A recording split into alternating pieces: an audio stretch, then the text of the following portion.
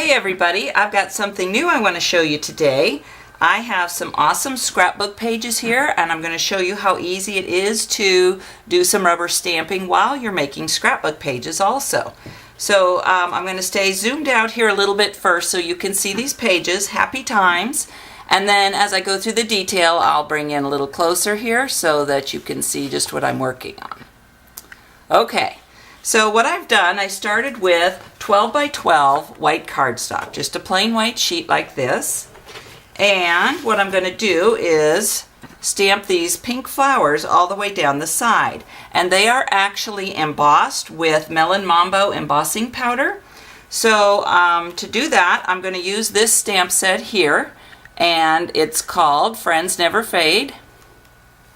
And I'm going to take out the little flower set right here, or just this single flower.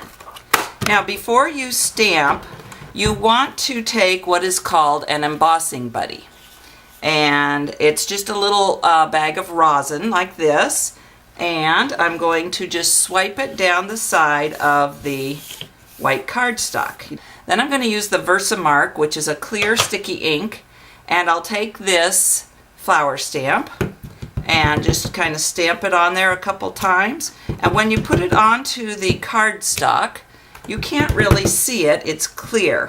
If you hold it against the light sideways a little bit, you'll be able to see a little bit of a clear sticky look there. I've got one of our awesome, this is a gigantic tray to catch your powders. When you buy these, you also get the smaller size tray, so it's nice. This one's about a 5 by 7. The other one here, this is, more like a 9 by 13, I would say. So I've got the Melon Mambo embossing powder, and I'm just going to pour that all over these flowers. And you don't have to worry about losing your powder, because there is a plug here in the end of the tray so that you can just pour it all back into your container. So now when you're heating with the heat tool, you never want to hold the heat tool directly over the tray of embossing powder, because what you'll do is you will melt it right into the tray and it will never come out again. So one thing that works well is just use some foil, cover a sheet of cardboard, and then you can use some foil. So I'll turn on the heat tool now and heat these up.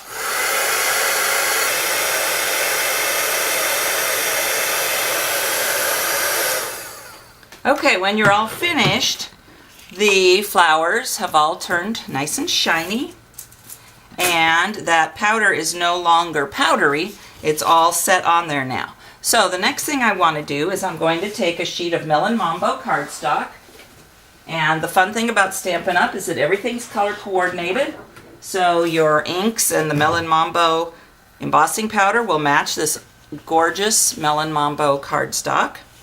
And I'm just going to use my snail adhesive and stick that right down. So go ahead and put your snail adhesive on there, and I'm just going to kind of center that over here on the right hand side like this. There's the bottom and there's the top. Okay, now back on my original sheet here down at the bottom, I've got a little bit of a rope looking braid trim. So how do you do that? Well, that's done with the Big Shot. And that's a die cutting system. So I'll bring the Big Shot right over here into the camera view so you can see it. And I'm going to use a die that's called Tasteful Trim. And it has 4 different types of trim on it. So it's really a good deal for your money. And I'm going to cut out 2 sections of trim. So I've got my clear pad, the die, and then I'm going to cut out one in Wild Wasabi and the other one in Melon Mambo, and I'll just lay that right on top of the one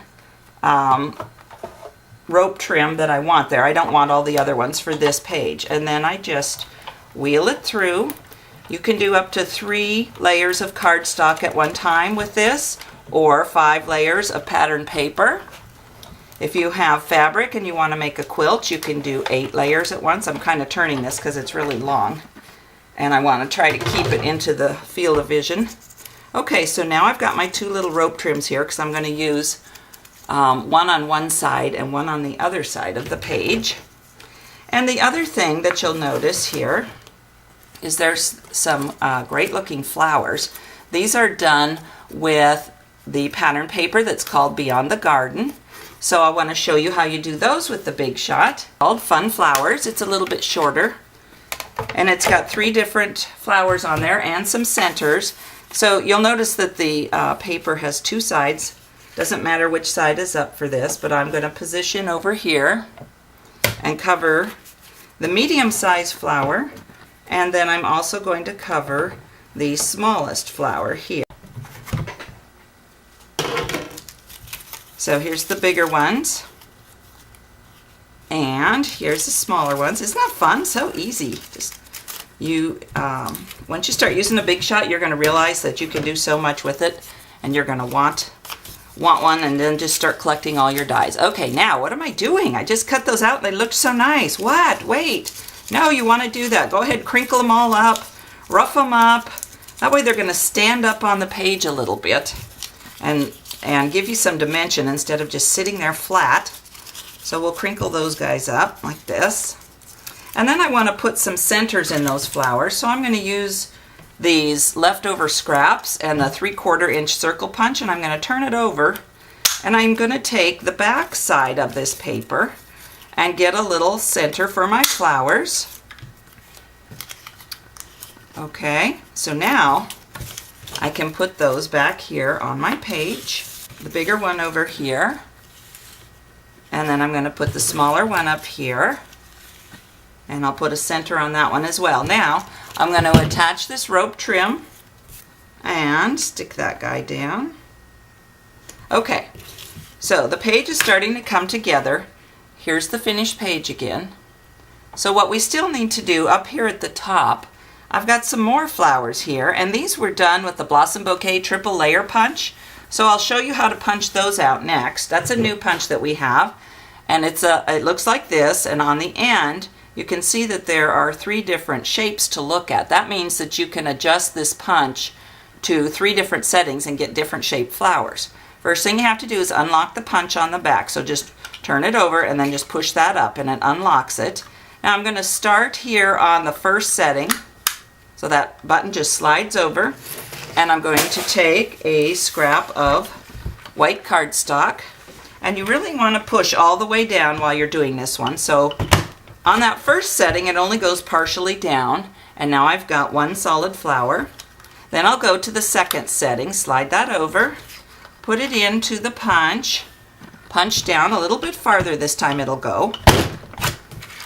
And I got a smaller flower and the ring, and then I'll come all the way over here to the right hand side, and I'll punch it 1 more time, and this time I got the ring and a little flower that's all cut out. And I think I'll use some mini glue dots. These work really great. You just peel back the top layer here, and then there's a little bit of glue on there, so I'll just stick it on there and stick it on my page.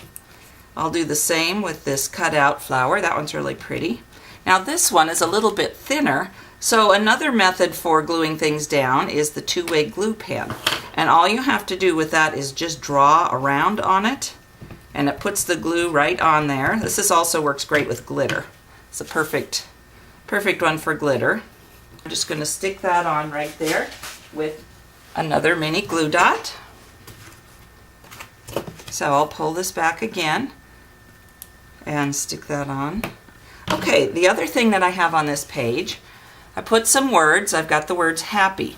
This is also cut out with cardstock, and I did it with my Big Shot. I love that Big Shot, so I use it for everything that I possibly can. So I'll put it back up here. Now for this, I'm going to use the Timeless Type Junior Alphabet. These are Sizzlets, and look, you get all these dies in this set.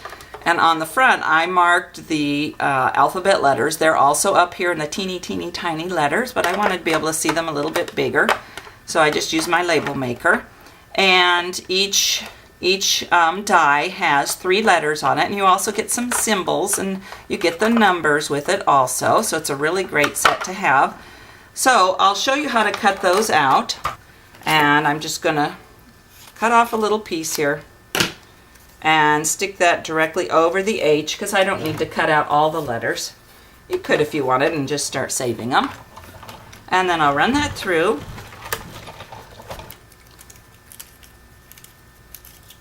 See that? And I'll use the two-way glue pen again to stick that on. That's what works the best. There's my H. I'll start with H, and I'll keep doing that all the way through until I have happy. So here's the happy. You can see the little flowers here in the button. Over here, all these flowers have all been embossed. These were cut out with the Big Shot, and then I punched out the centers and stuck those on. Here's our rope trim down here at the bottom. And the colors all coordinate. The pattern paper has wild wasabi in it, so that's why I use the wild wasabi for the rope trim down here. And then the second page matches. It's the other half of it, so I used the other 3 flowers and a melon mambo button. I went ahead and I embossed the flowers over here on the right-hand side, same as we did on the left with the pink. A couple more flowers, and down here I put times. So it says Happy Times and another rope trim. So that's a nice 2-page scrapbook spread for you. If you're interested in scrapbooking, you can see that it really is fun and easy, and just start building your pieces, and then you can go ahead and lay your pictures on there afterwards.